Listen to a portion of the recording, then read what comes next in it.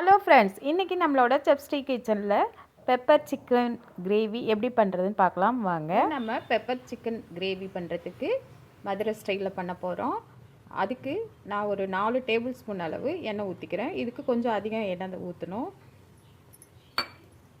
எண்ணெய் காஞ்சதுக்கப்புறம் இப்போ நம்ம 1/2 ஸ்பூன் அளவு சோம்பு போட்டுக்கலாம். சோம்பு பொரிஞ்சதுக்கப்புறம் கருவேப்பிலை கொஞ்சம் போட்டுக்கலாம். கருவேப்பிலை நல்லா வறுபட்டதுக்கப்புறமா நம்ம ஒரு 150 கிராம் அளவு சின்ன வெங்காயம் அரைச்சி வச்சுருக்கேன், அதையும் போட்டுக்கலாம்.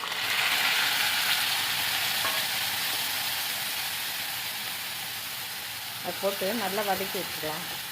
கொஞ்சம் வதங்கணும். இந்த சின்ன வெங்காயம் லைட்டாக கலர் மாறுறப்ப நம்ம அடுத்து என்ன போடணுமோ போட்டுக்கலாம்.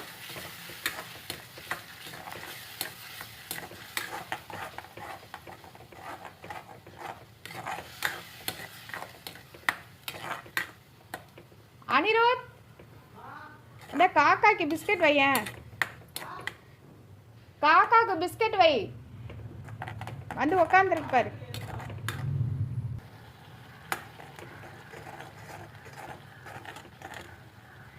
இப்போ நம்ம அரைச்சி வச்சுருக்க 200 கிராம் அளவு தக்காளி போட்டுக்கலாம்.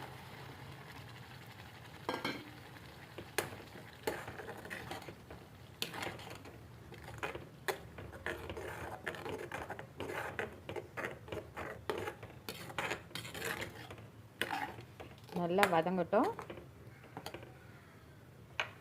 இப்போ மஞ்சள்தூள் வந்து ஒரு 1/2 ஸ்பூன் அளவு போட்டுக்கிறேன்.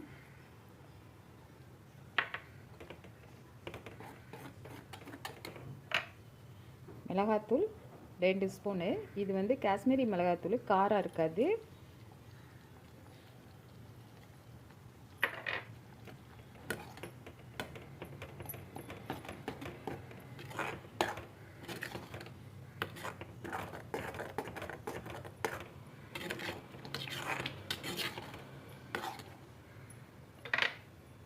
அதோட 2 டேபிள் ஸ்பூன் அளவு மல்லித்தூள்.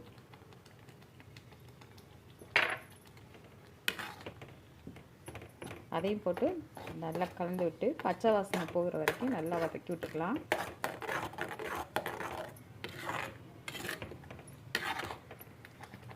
இதுக்கு தேவையான அளவு உப்பு போட்டுக்கலாம்.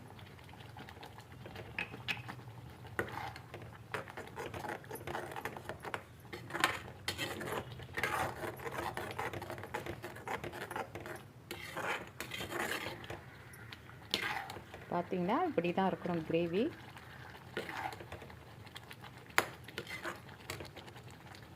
இப்போ நம்ம கடைசியாக இஞ்சி பூண்டு பேஸ்ட் போட்டுக்கலாம்.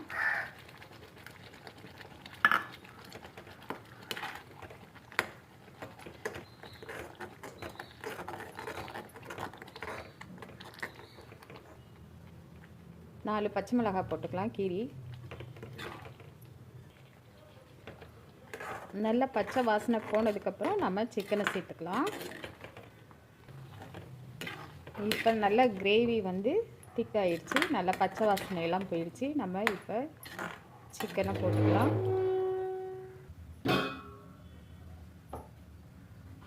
நான் பேசணும், இரு அதை ஆன் பண்ணி. இப்போ நம்ம சிக்கனை போட்டுக்கலாம். நான் இப்போ வேற ஒரு கடாய்க்கு மாற்றிட்டேன்.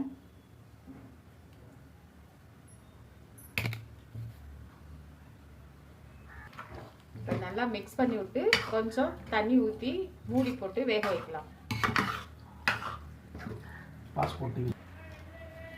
இப்போ நம்ம கொஞ்சம் தண்ணி ஊற்றிக்கலாம். இது கொஞ்சம் செமி கிரேவியாக தான் இருக்கும் இந்த பெப்பர் சிக்கன் கிரேவி. தண்ணி ஊற்றிட்டு நல்லா மிக்ஸ் பண்ணிவிட்டு மூடி போட்டு வேக வைக்கலாம். இது கடைசியில் தான் நம்ம மிளகு ஜீரக பொடி போடணும்.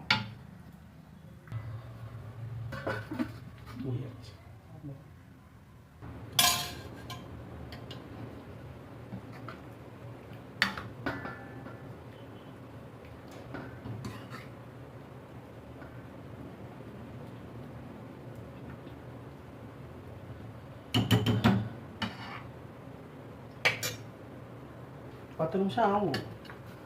அதான் எண்ணெய் பாருங்க, நல்லா எண்ணெய் பிரிஞ்சிருச்சு. வெந்துருச்சான்னு பார்ப்போம். நல்லா வெந்திருக்கு. இப்போ நம்ம மிளகுத்தூளும் ஜீரகத்தூளும் போடலாம். 2 ஸ்பூன் அளவு ஜீரகத்தூள் போட்டுக்கலாம். நம்ம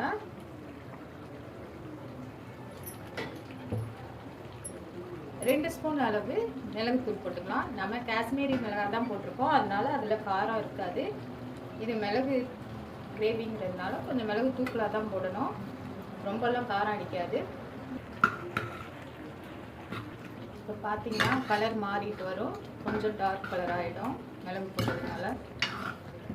இது ஒரு 2 நிமிஷம் அப்படியே வேக விடலாம், கலந்து விட்டு.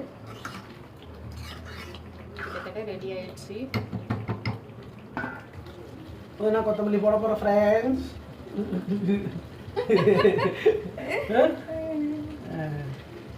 நல்லா ஒரு கைப்பிடி அளவு புதினா போட்டுக்கலாம். மல்லி எங்கே வச்சா?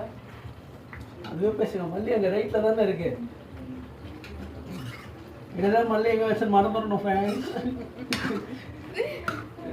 இப்போ நம்ம ஒரு கைப்பிடி அளவு மல்லி போட்டுக்கலாம், கொத்தமல்லி.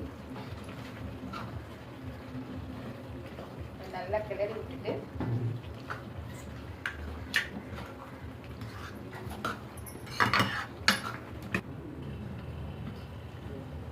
பாருங்க, நல்லா வெந்து எண்ணெய் பிரிய ஆரம்பிச்சிருச்சு. இப்போ லாஸ்ட்டாக வந்து நம்ம கொஞ்சம் நெய் சேர்த்துக்க போகிறோம். இது இந்த காட்டத்தை கொஞ்சம் தணிக்கும், அதுக்காக தான். இது சின்ன பசங்கள்லேருந்து பெரியவங்க வரைக்குமே சாப்பிடலாம். நெய் ஊற்றுறதுனால லிமிட்டாக தான் இருக்கும் காரம்.